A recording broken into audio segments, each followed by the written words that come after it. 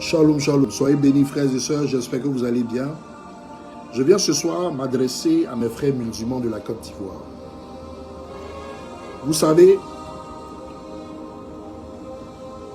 on a vraiment l'impression que certains musulmans, c'est-à-dire les apatrides de Côte d'Ivoire, pas les vrais musulmans que nous connaissons, les vrais apatrides de la Côte d'Ivoire, vous avez un sérieux problème de liberté.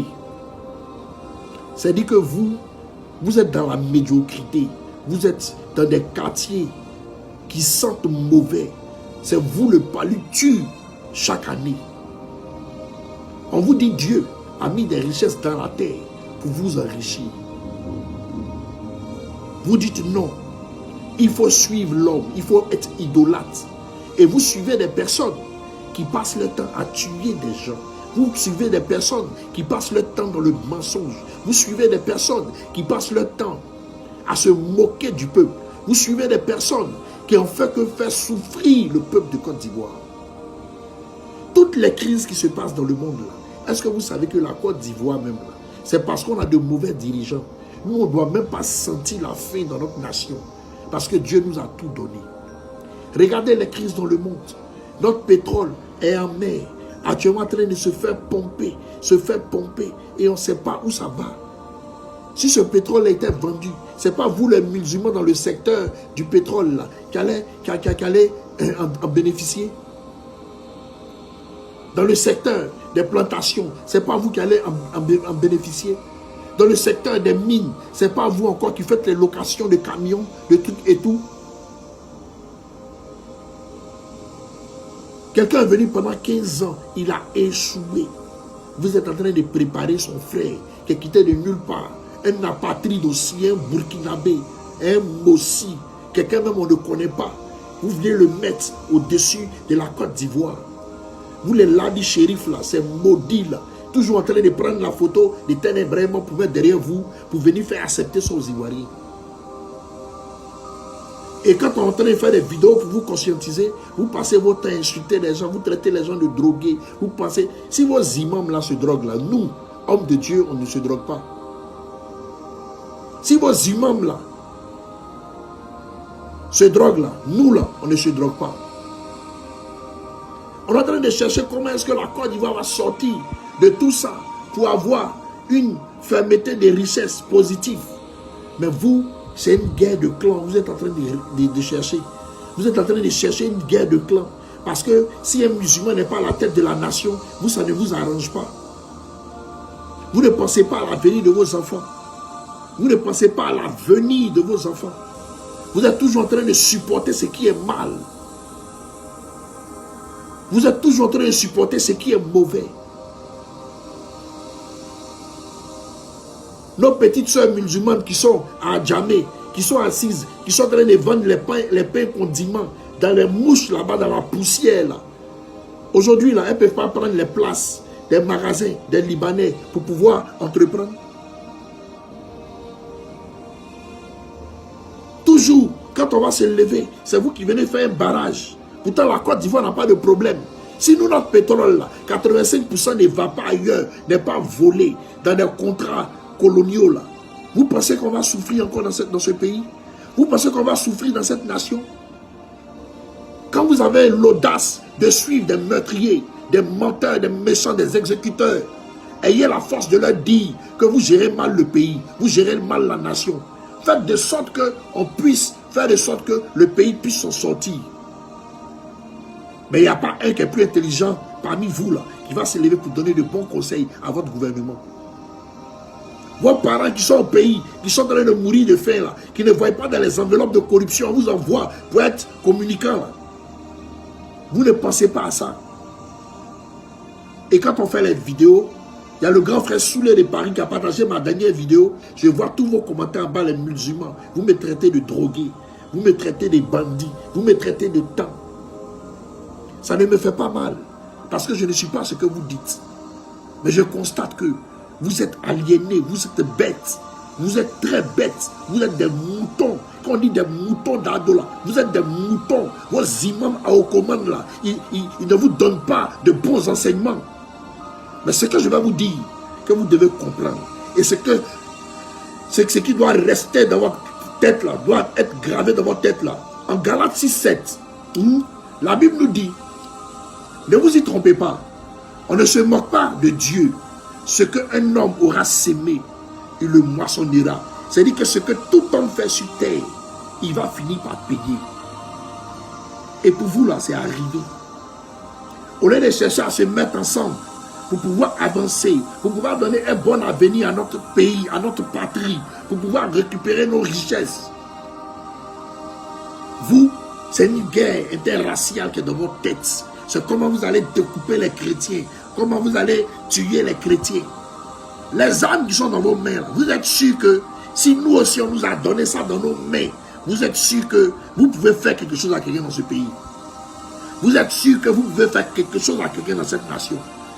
Si nous, on veut décider de cotiser entre nous pour aller s'armer, pour rentrer en Côte d'Ivoire, vous êtes sûr que vous pourrez faire la guerre? Vous êtes sûr que vous avez souffert de ça? Arrêtez ça. Vous pensez que la vie des Ivoiriens, là, c'est du n'importe quoi. Regardez comment ils ont tué notre port. À force de faire les rivalités. C'est-à-dire que Dieu vous a donné des richesses dans votre nation. Bête que vous êtes, vous prenez les richesses, vous donnez ça aux étrangers, vous donnez ça aux Blancs. Maintenant, vous cherchez à aller appauvrir d'autres pays, comme le Burkina, le Mali et le Niger. Vous fermez le port en cherchant à les sévrer. Voici que vous, maintenant, les caisses sont vides. Vous réfléchissez comment? Vous êtes mouton combien de fois? Vous êtes mouton combien de fois? Qu'est-ce qu'il faut pour vous délivrer? Ça ne va pas dans votre tête. Et quand on vous dit la vérité, c'est vous qui venez vous asseoir là pour insulter les gens. C'est vous le problème de la Côte d'Ivoire. Parce que vous pensez que l'État de Côte d'Ivoire ici, qui a écrit ces lois, ne sait pas qu'on doit respecter les lois. Moi, j'ai fait un truc ici, j'ai dit, Tene Ibrahima, c'est un illettré. Quelqu'un est venu me dire, hey, il est bon qui suis scolaire. Mais si quelqu'un qui suis scolaire, qui ne peut pas respecter la loi de son pays, c'est un illettré. Parce que à quoi ça sert de ne pas marcher selon les lois de ta nation? Vous pensez qu'on va rester là, en train de regarder tous nos parents vous avez mis en prison, en train de les tuer, matin, midi, soir. On va rester là, vous regardez tous les jours dans votre bêteté, vous allez nous guider dans notre bêteté. Arrivé un moment là, on va finir par donner notre poitrine et vous allez nous tuer. Et ce temps-là, c'est proche. J'ai fait une prophétie il y a longtemps, après les élections. J'ai parlé de quelqu'un qui était boudé, qui était chassé. J'ai retrouvé cette prophétie pour la ramener. Qui était boudé, qui était chassé, et j'ai dit qu'il allait revenir en force. Je vois ce matin là, on dit non, la Russie a choisi des gens, j'ai vu le poste. Mais j'ai fait cette prophétie là. J'ai fait cette prophétie là. J'ai dit qu'il y a un gars là, qui va rentrer ici à la Russie. J'ai fait cette prophétie. Je vais la chercher, je vais la replacer. Maintenant, quand demain, on va réussir à récupérer le pouvoir et les richesses de la Côte d'Ivoire, c'est pour venir Namou, pour demander pardon. Quand vous allez parler en Djoula, Namou, c'est pour demander pardon. Toujours là, Namou. Pourquoi vous êtes bête comme ça? Pourquoi est-ce que vous ne réfléchissez pas? Pourquoi vous êtes bête? Pourquoi vous ne pensez pas à l'avenir de vos enfants? Ça vous plaît de dormir à Abobo, dans les moustiques là? Ça vous plaît de dormir à Nyama, dans la saleté là? Ça vous plaît de dormir dans certains quartiers, comme PK18? Regardez dans quel état vous êtes. Pourtant, la Côte d'Ivoire a des richesses pour pouvoir baliser tout là-bas, pour rendre là-bas tout là-bas propre, pour que l'Ivoirien mange à sa faim. Pendant 15 ans, ils ont fait quoi pour vous? À part les goudrons, on met devant vous là. Ils ont fait quoi pour vous? Vous pensez que gouverner un État, c'est d'aller prendre des crédits et puis se partager dans les ministères et puis attendre encore de prendre un nouveau crédit? Depuis 15 ans, vous êtes dans ce scénario. Pendant que des Blancs viennent pomper notre or, pomper notre pétrole, pomper nos richesses. Même le cacao aujourd'hui, vous avez fait tomber ce qui faisait la valeur de la Côte d'Ivoire. C'est vous encore, ces moutons-là, qui avez gâté le nom du cacao. Arrêtez vos bêtises. On va pas rester là dans ça. On va finir par rentrer. Tiesco là, il est rentré pour vous dire qu'il n'a pas peur de vous. Tiesco est rentré pour vous dire que c'est un garçon. Tiesco est rentré pour vous dire, il va vous pousser à l'erreur, surtout vous les Libanais. Et nous tous, on va le suivre. On va finir par lui donner notre poitrine. Et puis ce qui va arriver, va arriver. C'était pour vous dire ça. Au lieu de vous asseoir, main dans la main, musulmans comme chrétiens, on doit réfléchir aux richesses de notre nation. Arrêtez de se faire ensevelir par des apatrides, par des ennemis de l'État, par des gens qui sont garants de toutes les richesses des Blancs. Toutes vos factures de CIE sont des sites qui augmentent là. Vous pensez que c'est quoi? C'est tout l'argent que les Blancs ne gagnent pas au Burkina, au Mali. C'est ça, on prend sur nos factures pour pouvoir aller compenser tous les trous, les déficits chez eux là-bas. Vous réfléchissez comment? Le Burkina a fermé la porte. Regardez comment ils sont en train d'évoluer. Le Mali a fermé la porte. Regardez comment ils sont en train de s'armer. Et toujours on parle là, c'est vous, vous êtes la grande gueule là. Apprenez à être un peu intelligent. Apprenez à réfléchir. Et puis arrêtez d'emmerder le peuple de Côte d'Ivoire. On veut que nos richesses restent chez nous.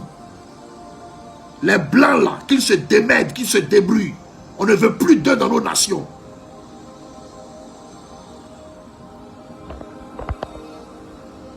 C'est ce qu'il y avait à vous dire.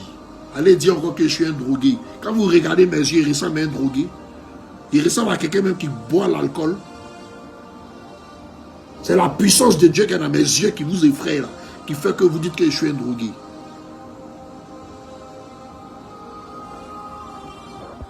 C'était moi, si c'est Shalom.